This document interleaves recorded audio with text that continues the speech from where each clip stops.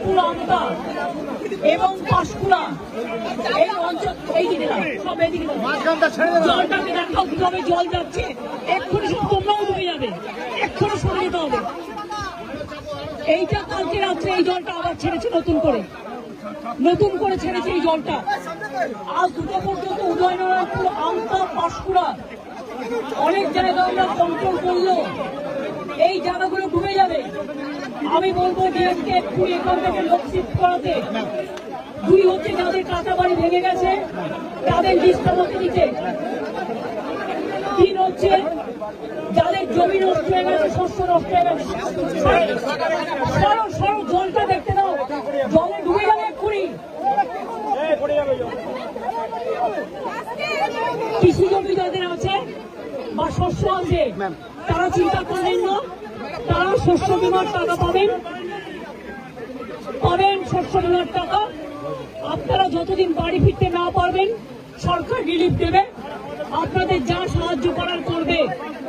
এটা ঝাড়খণ্ড জল ছেড়েছে এবং ডিবিসি কেন্দ্রীয় সরকারের সংস্থা আমার মনে হচ্ছে 4 লাখ কিউসেককে ছাড়িয়ে গেছে, যা কোনোদিন জীবনে হয়নি। কারণ আমরা 5 লক্ষ পুকুর কেটেছি, আমরা 500 কোটি টাকার চেক ড্যাম করেছি, আমরা কপালেশ্বর কেলেঘাই প্রোগ্রামের মধ্যে দিয়ে অনেক এলাকাকে সেভ করেছি।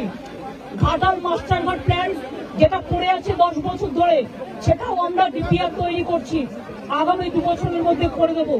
কিন্তু তা সত্ত্বেও যদি এই রেটে জল ছাড়ে আর ডিবিসির জল ধারণ ক্ষমতা এখন মাত্র 36% এসছে, কেন কেন্দ্রীয় সরকার ডিবিসি ড্রেজিং করবে না, ডিসিলটেশন করবে না? ডিবিসির জলে কেন বাংলা ডুববে আমি জানতে চাই, আমরা কৈফিয়ত চাই। ফরাক্কায় ড্রেজিং করে না, বাংলা ডোবে, বিহার ডোবে। আর ডিবিসি ড্রেজিং করে না, বাংলা ডোবে, বাংলায় জল ছেড়ে দিয়ে ঝাড়খণ্ডকে সেফ রাখে। এটা তো ঠিক নয়। বাংলা একটা নৌকার মতো, আর সব জল নেপালে বৃষ্টি হলে উত্তরবঙ্গে ঢুকবে, ভুটানে বৃষ্টি হলে জলপাইগুড়িতে ঢুকবে, আলিপুরদুয়ারে ঢুকবে, কুচবিহারে ঢুকবে, নর্থ বেঙ্গলে ঢুকবে। আর মালদা নদীতে গঙ্গা নিরসন মুর্শিদাবাদের, আর দক্ষিণবঙ্গ ডুবছে ডিবিসির জলে। এবং আমি যা শুনেছি কাল রাতে জলের ওপর আবার জল ছেড়েছে। এই জায়গাগুলো ভেজা ছিল না, অনেকটা দূরে ছিল, আমাকে এসপি বললেন, ডিএম বললেন এটা এক্ষুনি হয়েছে। এবং দেখুন এক্ষুনির মধ্যে এত ডুবে গেছে। আমি সবাইকে বলবো জলের ঝুঁকি নেবেন না, জল আর আগুনের ঝুঁকি নেবেন না। অন্তত 2 দিন একটু সেফ প্লেসে থাকুন, তারপরে জলটা বেরিয়ে গেলে তারপরে আপনার আস্তে আস্তে বাড়ি যাওয়ার মতো পরিস্থিতি থাকলে তখন বাড়িতে যান। আর আমি অ্যাডমিনিস্ট্রেশনকে বলবো যা রিলিফ দেওয়ার কোনো যেন রিলিফে অভাব না হয়। প্রত্যেকটা পরিবারকে দেখে নেবেন, আপনাদের কাছে সবকিছু দেওয়া আছে, কেউ যেন অসুবিধায় না পড়ে। আমি মিদনাপুর পশ্চিম, হুগলি, হাওড়া এবং হাওড়া যাবো আমি এবার, মেদিনীপুর পূর্ব ঘুরে যা দেখলাম তাতে আমি সত্যি শঙ্কিত। ডিবিসির সাথে আমরা ফার্দার কোনো সম্পর্ক রাখবো কিনা আমাদের সন্দেহ আছে। আমি সব সম্পর্ক কাট আপ করে দেবো যদি মানুষকে এইভাবে ডোবায়। আবার ছেড়েছে মানে পুরো চক্রান্ত, মানে এটা পূর্ব পরিকল্পিত এবং এটা পরিকল্পিত বন্যা। এটা আমাদের বৃষ্টির জলে বন্যা নয়, বৃষ্টি হয়েছে 3-4 দিন, কিন্তু এটা ম্যান মেড প্ল্যান। আমি আবার আপনাদের বলছি, আমি এখানে যারা আছেন এই দেখুন কতটা ভরে গেল আপনারা থাকতে থাকতে। আমি আপনাদের অনুরোধ করবো সরে যান এক্ষুনি মানুষকে নিয়ে।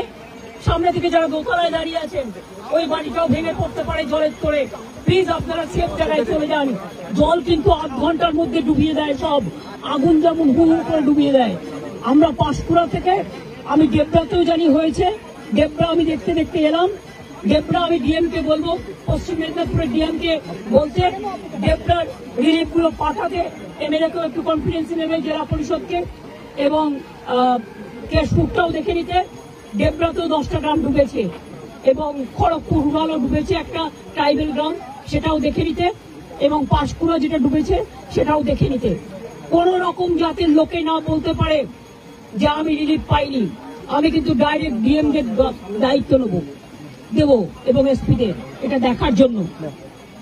খরচা করুন, মানুষকে দিন, তাতে যা লাগবে কোনো অসুবিধা হবে না। আমি এখন যাচ্ছি উদয়নারায়ণপুর আমটাকে অ্যালার্ট করতে, কারণ ওখানকার অবস্থা খুব খারাপ। আপনারা যেতে পারেন, একদম গায়ের জন্য করছে। করছে না। আমি তো 10 বছর ধরে ফাইট করছি, আজকে আমি 13 বছর ধরে দেখছি। কিন্তু আগে ছাড়তো 75,000, 1 লাখ কিউসেক, এবার ছেড়েছে, ওরা ছেড়েছে 4 লাখ, তেনুঘাট পঞ্চায়েত ছেড়েছে আরো 1.5 লাখ, 5.5 লক্ষ। This is very unfortunate. I do not know why central government is not dredging for DBC. Their reservation power now it came down about 36% only, and all the water they release for Bengal. Why Bengal will be man-made flooded because of central government irresponsible activities? I am sorry, this is not Bengal water. This is the Jharkhand water from Tenughat Panchayat, and this is the water coming from central government organization, the DBC. Because এটা নিয়ে বড় আন্দোলনে যেতে হবে, এটা নিয়ে আমরা বড় আন্দোলনে যাব।